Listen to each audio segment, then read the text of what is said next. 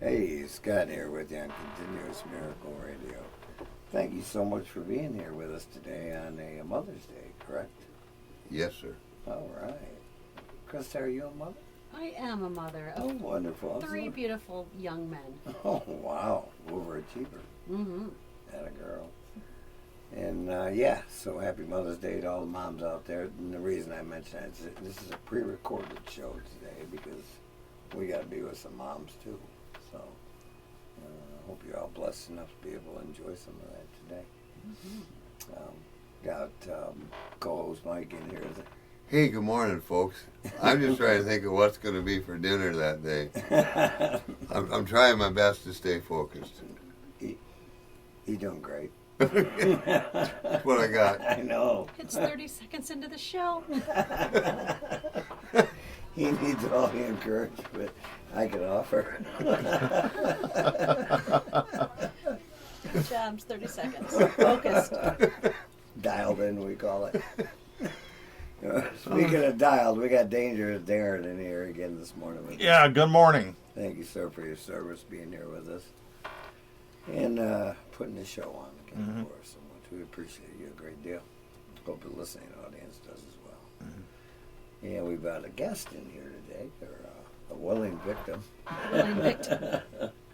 Somebody much more knowledgeable than Mike or myself when it comes to what's going on in the county and how addiction and prevention and Harm reduction. is all being put together in a cohesive way so it links up to benefit as many people as possible. Is that correct, Christa? Correct.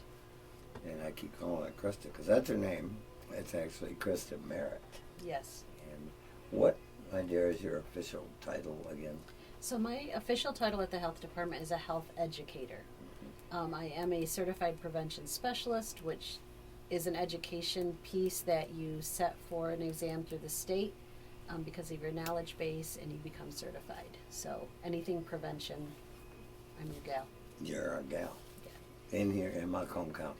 In Montcalm County, there is other, I'm sure, certified prevention specialists in the county also. And then, the peer recovery coaches and all of that. But I go into schools at the health department. With the health department, I go into schools and teach prevention to the school kids. We do Narcan training in the community. We do, like I said, anything prevention.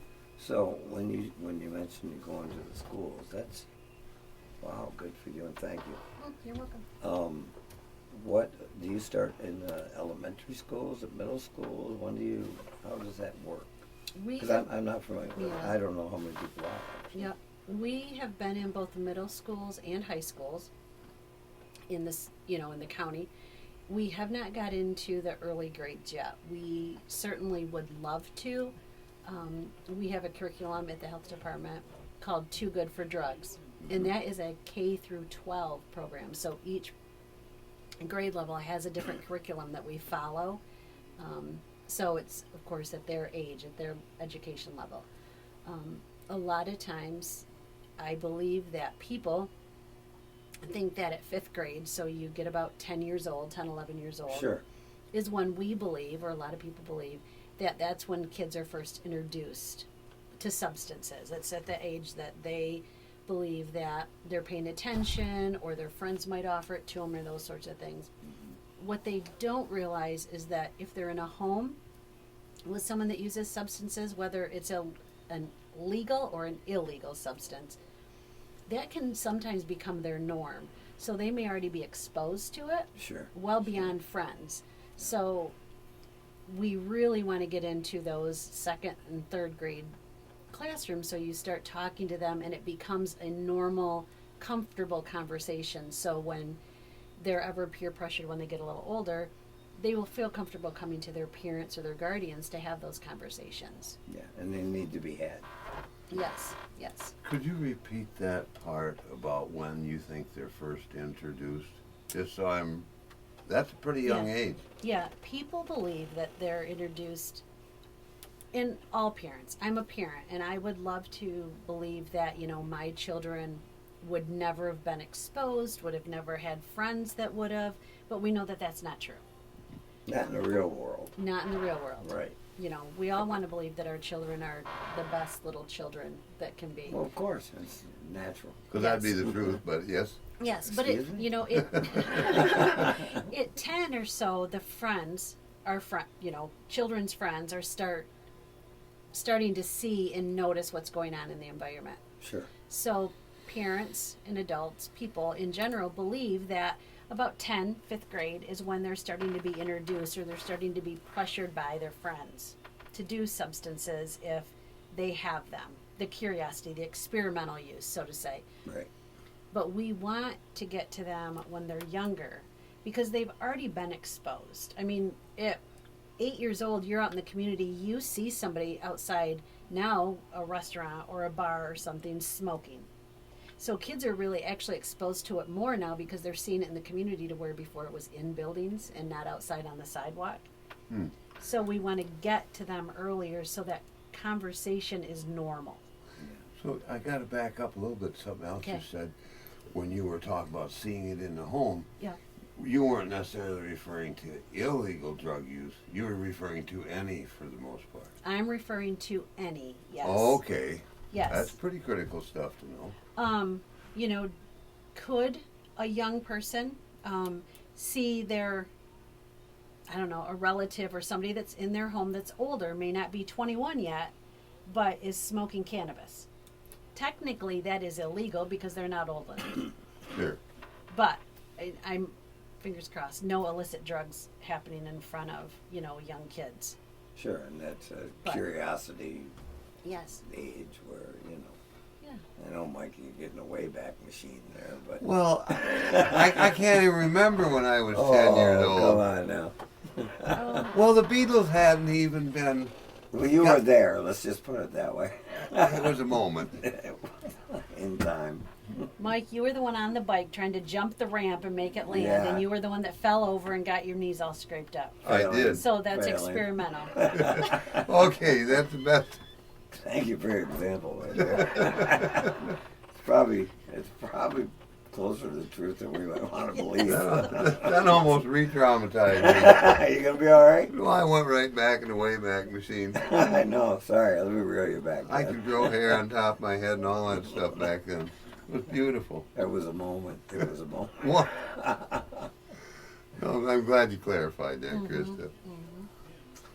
So in your endeavors, because I'm sure you touch a lot of people with all this education that you provide. And that's what the show is about. It's about education too, in a little different fashion, but Right. trying to help.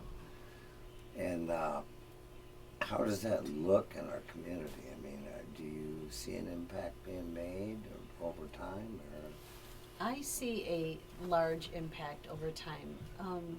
Montcalm County is so lucky for the resources that it has. We are fortunate. We are yes. very fortunate. When we talk Yeah. about homeless shelters, when we talk about the recovery community, and we talk about the Alano Club, and we talk about the sober living facility through Have Mercy, and we talk about Randy's House, and now Samaritan Way is, in the area also doing some services. We are very, very lucky for all of the services, especially when you're talking a no wrong door approach. Exactly. With Outreach 419, even if they're running the same programs, people are still going to approach them differently. So we are very lucky. I think the other thing that we are so lucky and fortunate to have is with those services, there has had to be conversations. Oh, And without those conversations, of course, services wouldn't come. There wouldn't show a need in the community. But when we have those conversations of this is a need, this is what we want to do, people start thinking, okay, maybe there is some resources we can offer. Yeah. I don't want to call it an issue. I don't want to call it a problem. It's life happening to people. yeah. And seeking a resolution Yes. to some of these Yes. situations that people are encountering Yes. because they keep happening. Yep. We are very fortunate with the recovery meetings that we have that throughout the county and local churches and just entities themselves that have meetings that people can go to. We are so fortunate for the harm reduction piece. And that's new. Harm That is, reduction yes. is a new element that's been introduced, and maybe you want to share a little bit about that as well. Do you talk about harm reduction when you're speaking to the youth? Yes. I don't want to say children because they're Yes. not all children. Yeah, I call them young people. Young folks, there you go. They seem to like it. Younger than You know. Mike. If you ain't retired yet, I think we use wrong young folks. Yeah, Young lady. young lady. Harm reduction really is just what it sounds like. Harm reduction. You want to keep people safe and alive, maybe not thriving. You want them to thrive, but maybe not, because that's not where they are. But you want to reduce. It takes a minute. Yes, you want to reduce the chances of something negative happening to them. So specifically, when we talk about Narcan, which is throughout our community now, that took a lot of work because we started out, people wouldn't take the Narcan. 4 years ago, we'd offer it, like Community Mental Health or Montcalm Care Network had it, we had it, and trying to get people to take it. They just didn't. It was always the statement of... I think there's a stigma attached to it. A stigma, but I also think people would say, well, I know they did. I don't know anybody that does drugs. I don't know anybody that does drugs. So we had to kind of flip that messaging around at first and talk about, if your pet gets into your pills, your pain pills, you can give it to your dog. It'll reverse an overdose for your dog.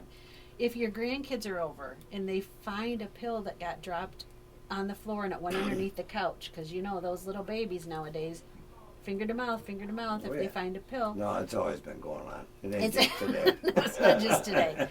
But they can use Narcan on their pets, on the young children. Older people, you don't know if you're going to have an allergy to an opioid, so you have it in the home in case. So when we started offering Narcan, the health department actually put it into a first aid kit and started marketing a first aid kit that included Narcan, free to the community. Nice.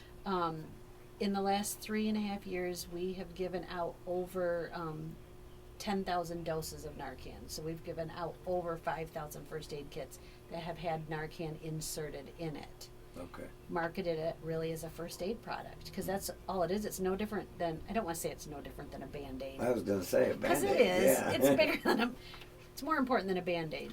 But you're right. It's just a first aid product. You overdose, and maybe this is the time that you overdose and you're like, I want to seek treatment. Well, and that's what I get back to talk about the stigma, but the more you normalize, let's say Narcan, within the community, the more people are apt to become a little more knowledgeable about it and realize, hey, this isn't a bad thing. Right. Right. And I might not know somebody who does drugs, but my neighbor sure does.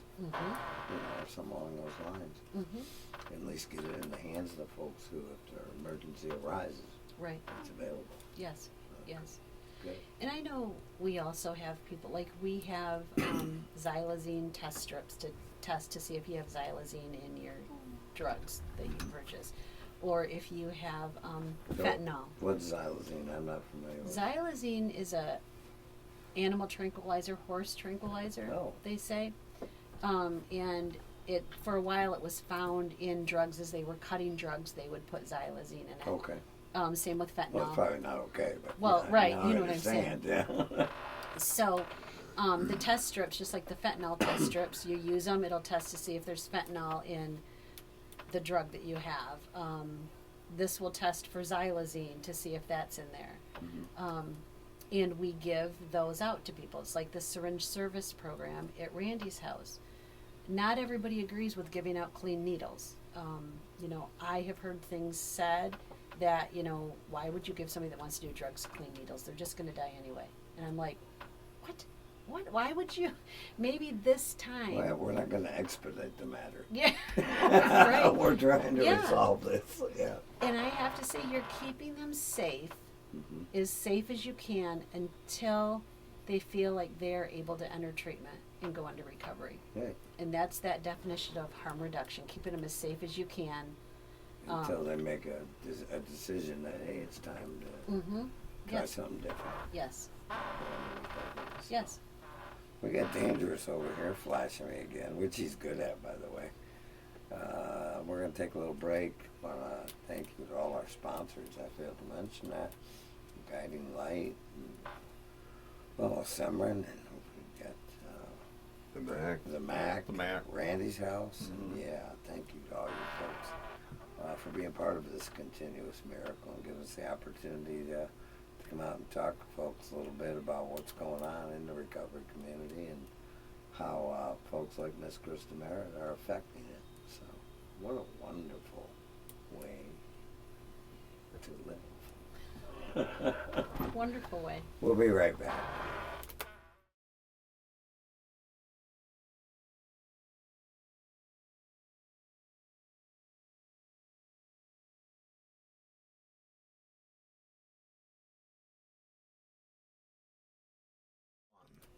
Hey, Scott here, back with you on Continuous Miracle Radio. Thank you again so much for being here with us on Mother's Day. And we're so grateful that Krista can come in and share some of the knowledge and wisdom she's gained over the years as a community health expert, actually. educator.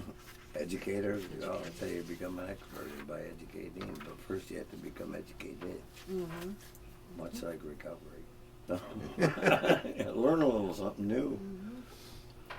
So When life kicks you in the forehead, you must learn something. yeah, pay attention. Oh, that hurt. Why are you looking at me? It's like I left a dent. How about that earlier? Now I think about it. Oh, you should have been here for those marks. But here, was that 2 weeks ago we had the symposium here? Speaking of another education piece. Yep, April 11th, Saturday, April 11th, we had the Spring Symposium that was hosted by RISC at the Greenville Area Community Center. Okay. And the Spring Symposium is about anyone's welcome, Mhm. correct? Mm-hmm. And it's about education Mm-hmm. and educating the public Mm-hmm. and anybody who cares to attend Mm-hmm. about what's happening in the recovery community and what is actually some of the miracles that are taking place, Mhm. right? Yes. You want to tell us a little bit about this year's event? Because So- you emceed it, or who emceed it? Nick Green from Samaritan Way emceed it. Okay, Nick, we know Nick. Yes. Yep. Yes. Okay. He'll be on next week. Oh, is We he on already next week? recorded him. Yeah. Good.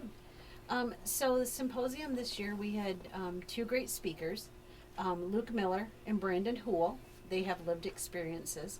So we had resource tables that were set up. I think there was about 12 or 14 vendors there as far as people that work in recovery or work in prevention. So like Have Mercy was there, Randy's House was there, Montcalm Care Network was there with a resource table. RISC, the Recovery Integrated Services of Care, that hosted had a resource table.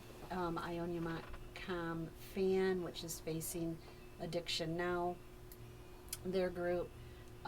Outreach 419 was there, Samaritan Way, just everybody that has a piece that touches part The of that. MAC. 8CAP. The MAC was there. 8CAP was there with some housing information for people. Sheridan Community Hospital. Sheridan Community Hospital, yes. I was paying attention. Yes. I'm glad because I forgot about them and I would have felt terrible because I was the one that invited them. Oh, and they took you up on it. They took us up on it, yes. Yes. They They're doing off, big things they're too. offering some good services over there at the addiction clinic. Yes. So We'll get somebody from there on the show one of these days soon. yeah, I'd like to do that when we get an opportunity. That is phenomenal. That as you mentioned, I'd say we're very fortunate here Mm-hmm. in our county, Cobb County, to have 14 vendors. I guess is that what they're called? Participants. Resource tables. Participants, yeah.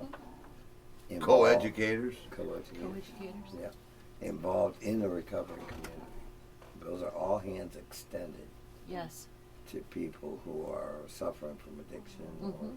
or living through addiction. Yes. And that's phenomenal. It is great.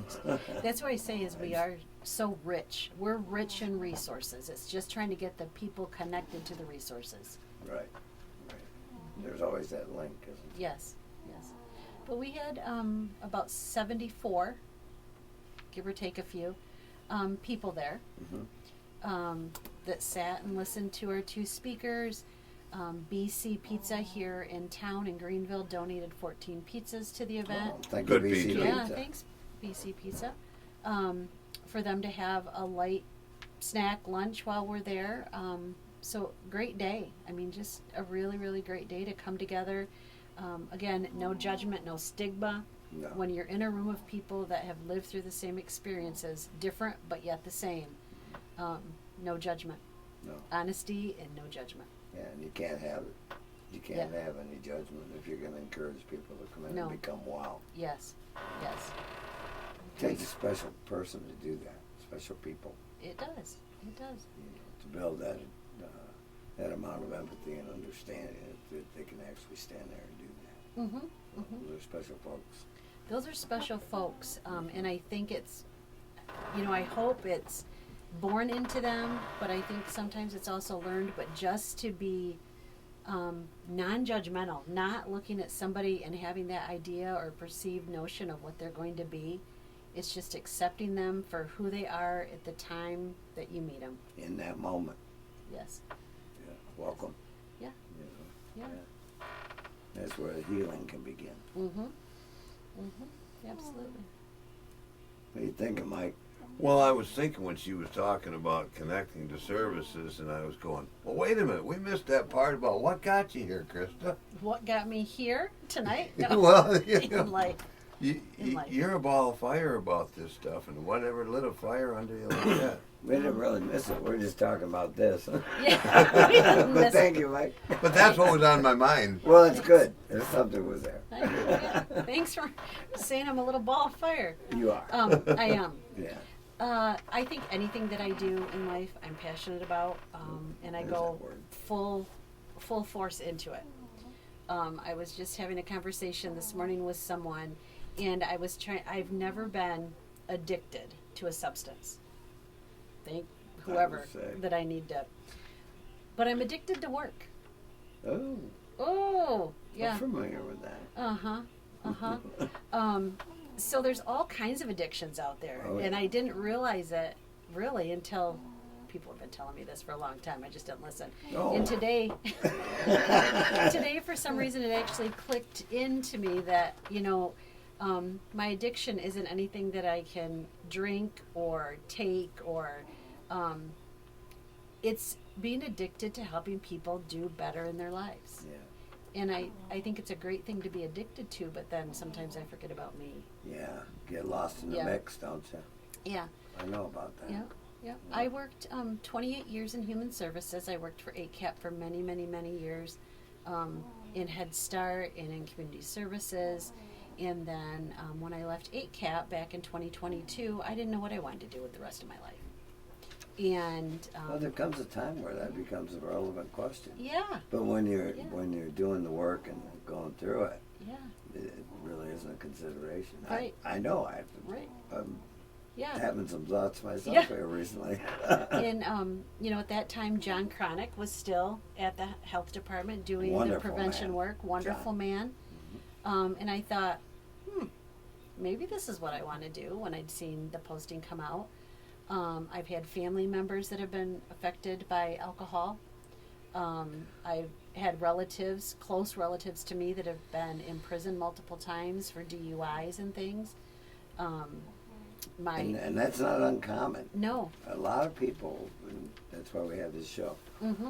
have been affected by either a person in their lives, whether it be a family member or friends or coworkers, Yes. who have experienced just what you described. Mm-hmm. Mm-hmm. And that's what we're trying to help lessen a little bit, so Yeah. people can become Yep. and live lives where they're not affected as Yes. regularly. Yes. And I really am a people person. Mm. I'm a paper person. I like paper too. I like, doing all this stuff on paper and reports, but I love the people. I love seeing the smile on their face, joy in their eyes, And sometimes it's only a small conversation that just takes that to where the rest of their day is good, because you've taken time, you've connected with them, you've had a conversation. They know that they're important for a moment, even if they don't feel it, because somebody's taken time to care. And that is what it's all about for me. And that encourages you along the way. Mm-hmm. Mm-hmm. That What? gives me my zest for life. What a way to feed your addiction. I know. It's terrible. Good point, Mike. It's methodical. Let me tell you, it's methodical. Who can tell me I can't go to work when I'm helping people? Yeah, exactly. Not today, dear. Yeah. Sit down in a chair. Yeah. Stay there. Not gonna happen, huh? Yeah. No, I don't think so. I don't think so either. I just Thank goodness. Yeah. Thank goodness. Because we need folks like you out there Mm-hmm. putting that energy into the community. Yeah. Yeah. I Yeah, agree. and being energized yourself as a result of it. Yeah. Yeah. Well, an interesting thing, what I've seen about people with a similar addiction to you, Mm-hmm. they wind up being enablers as opposed to helpers because they don't know the difference in how to help. Okay? They want to help and they're driven, Mm-hmm. but no, they just help make matters worse sometimes. Mm-hmm. Yes. I'm glad you're helping educate the world. Yes, yes. I can say probably the best thing, I'm not going to enable anybody. I used to probably be a little enabler in some instances because I wanted to help so much. But I finally realized that no matter how much I wanted to help and wanted to get them help, if they weren't ready for help, you're not going to force them. Not happening. You know, so it's a life lesson. You know, just like your children. I'll say my children. It's Mother's Day, right? Yeah. So I can say, you know, I could never force my children to do something they didn't want to do. So you had to talk and you had to communicate and you had to have that open, you know, back and forth so they felt comfortable to come to you when there was a problem. So they didn't get buried in childhood stuff Right. And stay there. and stay there.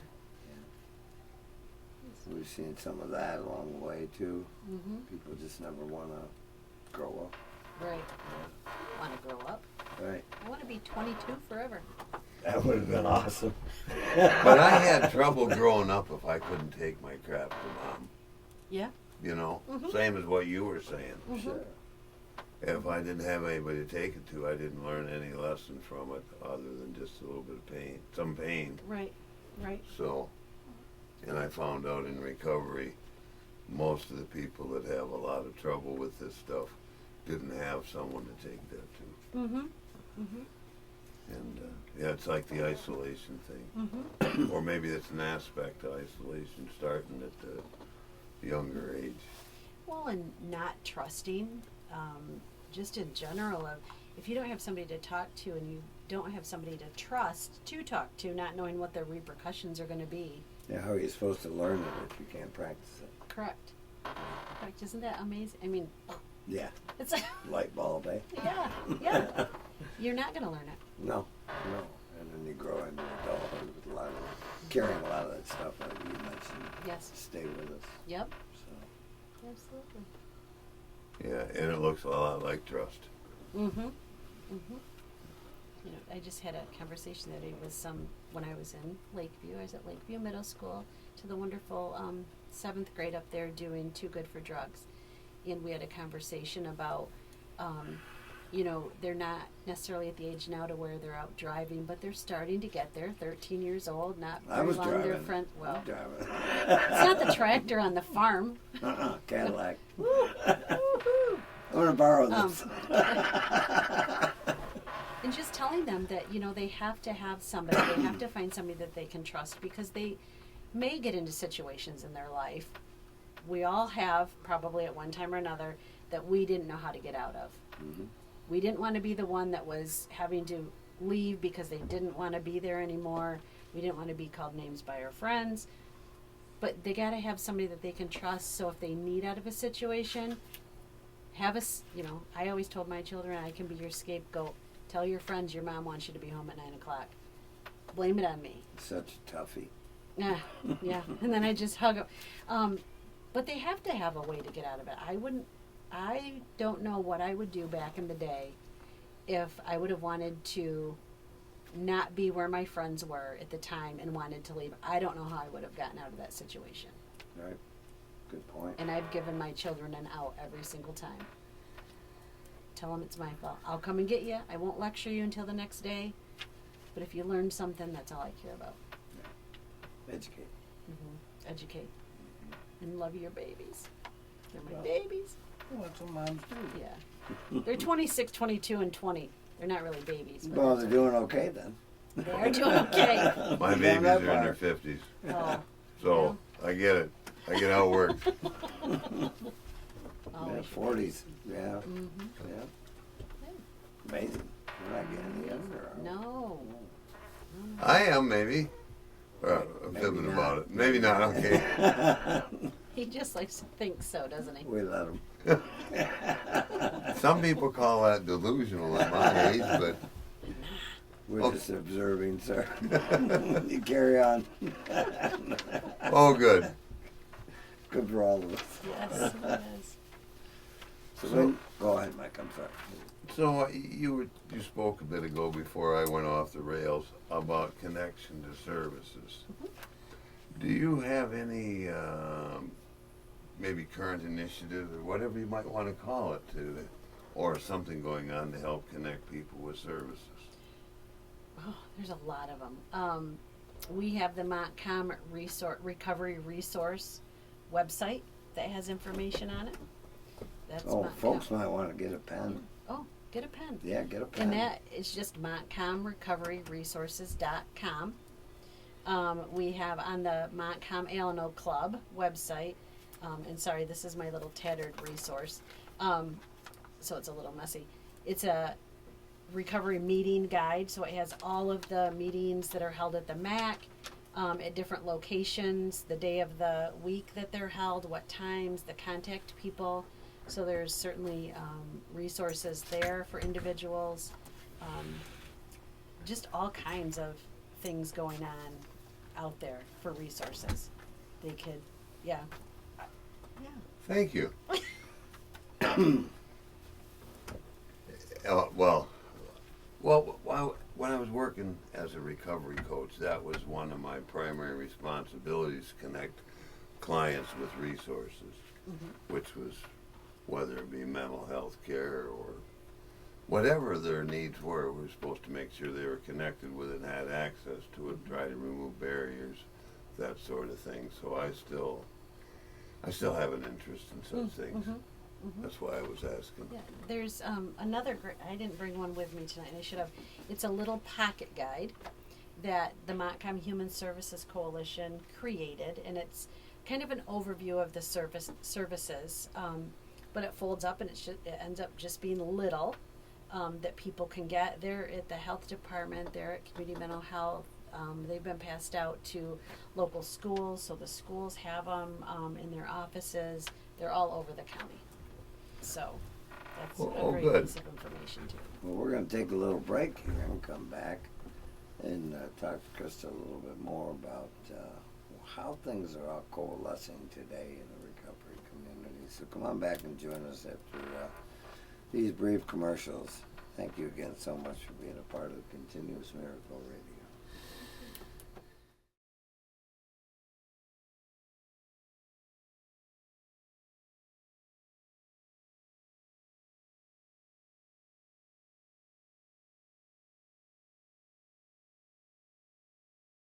Hey, Scott here, back with you on Continuous Miracle Radio. Thank you so much for being a part of the program today. And we're Mike and I in here, and Darren, and enjoying the company of Christa Merritt. That's Christa Merritt. And again, with your title? I'm a health educator for the Mid-Michigan District Health Department. That is huge. It's huge. It's a huge service position. Yes. And she's helping so many people in our community. And folks don't even realize it until they do. Which is why we reached out to you, because we do know the amount of service and energy you put into helping people get better. So I want to thank you for that. Oh, you're welcome. Sincerely. So, I know how busy you are. And I know we have a lot of upcoming events concerning the recovery community. Yes. and in the area. I know Mike likes to cover quite a few of them, don't you, Mike? I'm a 4-county guy. You're a 4-county guy. He was. Straight out of Newega. Mike is a traveling man. But speaking specifically to Montcalm, resource, fortunate, very fortunate, the resources that we have. And Christa's got some events here. She'd like to tell us about. So grab a pen and a piece of paper. Yep. If you could, real quick. And maybe jot some of these dates and times and places down. She's going to share those with us here in a minute. Is this the part where I stay quiet? That should have been the whole show. No, you missed. We're just kidding. You missed that part, Mike. Darren thought that was the best part of the show. You win. We're You not win. done yet. I'll be dragging my tail out the door here. Sorry. Thanks for coming to work today, sir. Doing great. Yeah. Just keep doing that. So I Am Fan, so the Ionia Montcalm Facing Addiction Now is starting a family resource group. It's going to be the first and third Tuesday of every month at 5:30, and it's going to be at Samaritan Way here in Greenville. So that's 117 and a half South Lafayette. So again, it's a family support group. It's for those that have people that are in recovery or that have a current active addiction and they need some support. So again, the first and third Tuesday of every month at 5:30 at Samaritan Way. Does that include, do they have a dinner with that? Or is it? This one, I do not believe that they Okay. have a dinner with it. Okay. At this point. But they It's- do have a dinner when I'm speaking on the 15th. Oh, let's not forget that. Go ahead, Mike. Tell No, us that's again. enough. That's enough. You don't got to write that down, folks, but I'll be at Samaritan Way the 15th. Okay. You heard it here first. Yeah. Got a time? What time are you going to be there? They said it's 5:30 to 7:30 roughly. Okay. And they were talking about something to eat, so it kind of drew me in, you know. Yeah, he's like that. Yeah. Free meal. Yeah. Yeah. Never that's turned about- it down. Yeah, but I generally bring something. I happen to have some nice apple bites in the car that I made this afternoon. So it's not that I'm a piker or anything like that. Yeah, but they're not going to last till the 15th, or are they? I'll make something new. Oh, Not in the good. car. I'll make something new. The boys at the gun club tonight will like the apple bites. They There you always go. like them. There Yeah. you go. That's true. What else we got? Let's Yeah. see. I also just wanted to let you know that Corwell Hospital offers and has a certified peer recovery coach. So if anybody that goes into the hospital that needs some assistance after their ER visit, you can contact, and the recovery coach there now is Lindsay Belcastro. And you can actually get a hold of her at 616-225-7627. Again, that's 616-225-7627. So it's a certified peer recovery coach if you need help. And can she help direct people towards becoming peer recovery coaches as well? I believe she probably could. State certification? State certification through Yeah. CCAR. Yeah. I believe so. She would have some resources because she is a peer recovery coach. Well, there's so good Absolutely. connection there. Yeah. So then on, let's see, the 15th of May, so this is not in Montcalm County, it's at Ferris State University, but it's a regional community conversation day, and they've hosted multiple of these now. Yeah. But Been the to those events. Yes, and they're Yeah. very good. And the topic this time is Crisis to Recovery, Building Stronger Systems. So really that system of care that we're talking about, whether you're starting at the beginning of recovery, you're entering treatment, or you are, 10, 12, 20 years in recovery. So it's just a great communication piece. It's a great day. It's from 8 to 1:30. Again, it's on the campus of Ferris State University. And it's put on by the Central Michigan Recovery Education Network. And for those of you that don't know, we call that Cameron Cameron. Yeah. here in the recovery world. I'm going. You're going? Yeah, they offered a free meal, believe it or not. What is it? I didn't get the menu, but I know there is one. Good. Well, at least you got the important part. You got the important information. I registered. I'm in on it. Yes, yes. So they have a lot of great speakers that day. Also, like Travis Atkinson, he's a Chief Experience Officer for TBD Solutions. There's a panel on nurturing a deeper understanding to create a more effective impact. Of course, none of us out here want to just spin our wheels and not get anywhere. We want to No. make an impact, be effective. So that is going to be a great day. Oh, we have, oh boy, we have the Montcalm Alano Club Take a Swing for Sobriety golf outing on June 7th. Oh, I'll be there. You're golfing? Everybody can do something. That's Yes. right. You can go around and pick up the balls out of the water. I'll probably play that one time. That's my Oh. one. I play once or twice a year. That's one of them. Okay, And with all that practice, he's really stellar at that moment. good. So that is June 7th, and you can contact, I'm going to say the MAC, the Montcalm Alano Club, to get more information on that. Looks like it's $75 per player, $300 per team.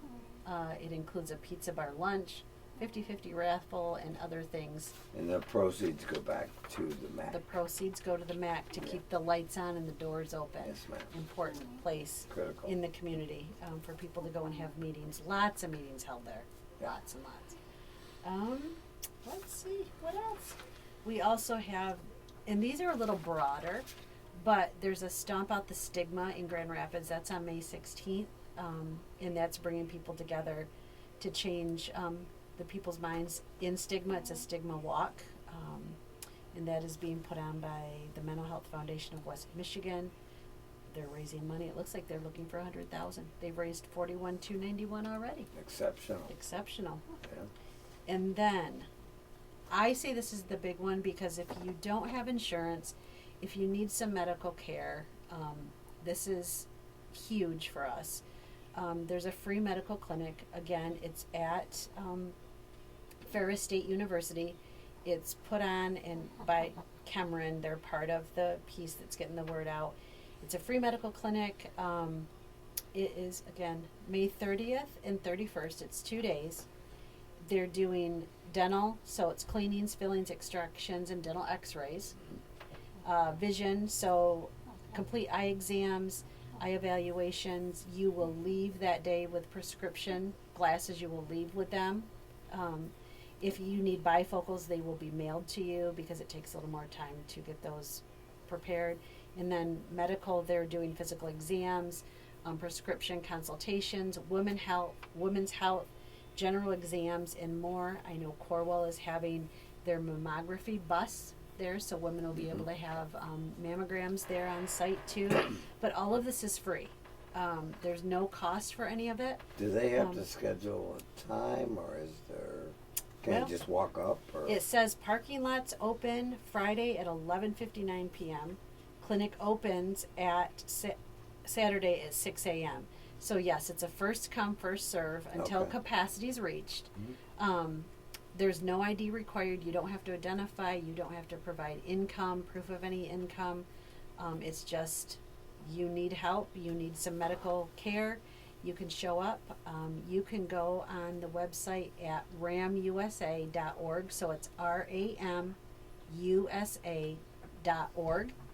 Or you can call 865-579-1530. Again, 865-579-1530 to get more information on that.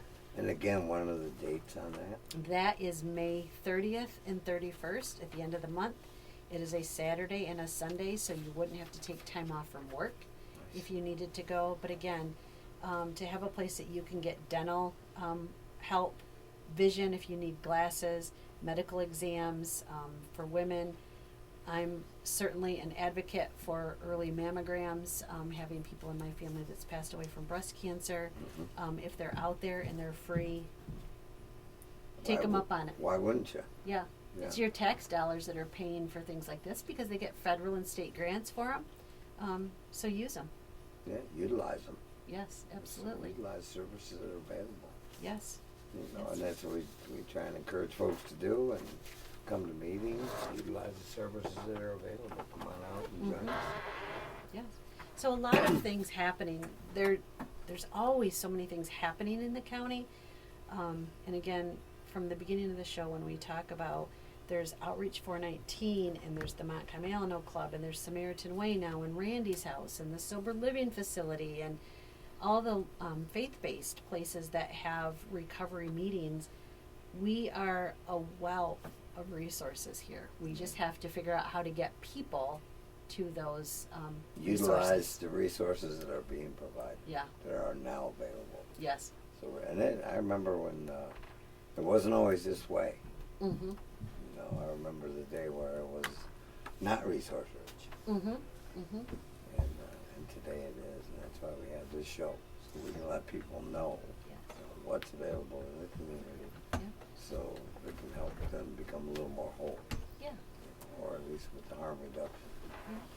And the other huge thing it offers is it offers people no wrong path or no one path to recovery, because not everybody is going to go down the same path. It's not going to be the same. They're not going to need the same type of person. One person may need somebody that's really, really strong, saying get your head out of your Pocket. That thing? pocket. Thing that and- follows you around? Yeah, yes. And then other people just might need, a soft hand on the shoulder saying it's going to be okay. Yeah. So no wrong path, and we have a lot of it. We do. Certainly do. And I was encouraged I when I need, came into the recovery, I was told, much like you just described, there's no wrong way to get sober. There's no wrong way to get sober. Mm-hmm. There's numerous paths to recovery today. Much more so than were available when I came out. Yes. my journey both And it's so require- encouraging as somebody who's been around for a minute to see folks utilizing these services. Mm-hmm. And, the guys who were here before me used to call it watching the flowers grow. I don't really care about that, but although it is springtime, I'm sure it's happening. Mm-hmm. But I mean, seeing the young people and utilizing some of the services that are now available to everyone Mm-hmm. who has an addiction problem or is related, or, has a spouse Yes. or someone they're interacting with a substance abuse problem. So many ways to get help today. Mm-hmm. It's just phenomenal to me. I Mhm. mean, to watch that explosion of growth over, a lot of years here. Yeah, we are very, very lucky. You were going to say something. Yeah, I was going to interrupted you. comment that in my journey, I needed both sometimes a boot in the pocket and a gentle nudge and a hug. It depended on the time Mm-hmm. because it's never the same. We're always changing, evolving, whatever, and at different times. Growing, there you go. Mhm. Well, and to know, I feel so strongly on making someone feel like they're worth something. Everybody has value. Everybody has value. God doesn't make junk. Yeah, and when somebody starts to use a substance, is it experimental, or is it a matter of they don't think they're they don't have self-value, so it's like it doesn't matter what I do, and just trying to work through that. And that's that piece getting through to the younger folks. Yes, They all have value. And yes, Absolutely. they are worth not trying that and trying something different. yes, they're worth everything. You put that much energy into them. Good things are going to happen. We see them happen, don't we, Mike? Pretty regular. Mm-hmm. I remember having that conversation like 4-ish years ago, maybe 5, with a fellow's mother that everybody's worth it. She was trying to tell me, no, I didn't. But the fellow's got a little over 4 years clean and sober today, so I know they're worth it. Yeah. Just stick around. Keep trying. Mhm. Trying to Swinging. Yeah, keep swinging. Baseball season's here. We can get. Or golf for me. Keep swinging, Scott. Maybe you should practice a little bit. Excuse me, sir? Yeah, practice. Remember advising Roger about practice and all that I stuff? did. Head down, follow through, swing hard in case you hit it. In case you hit it. I love that part. That's the important part. Swing hard in case you hit it. I'm a wind in your face type of gal. I'm a motorcycle gal. Oh, good for you. So summertime is just great. Yeah. What kind of bike you ride? Oh, I knew you were going to ask that. Well, of course I My am. husband drives it. I just ride. I'm just the back. Oh, you're that girl. Yeah, I'm. Okay. It's a Harley, but Okay. don't ask me what type it is. That stuff matters to them guys, don't it? It does to them. It doesn't to me. As long Right. as I have a seat, You're I okay. don't care what it is. The Yeah, we'll seat bring to you win. along. Yeah, yeah. He said that when he retires, he's thinking about taking and going over the Continental Divide on a bike from here. Yeah. See you when I get back. That'd be fun. I keep telling him he's going on that bike ride sooner than later.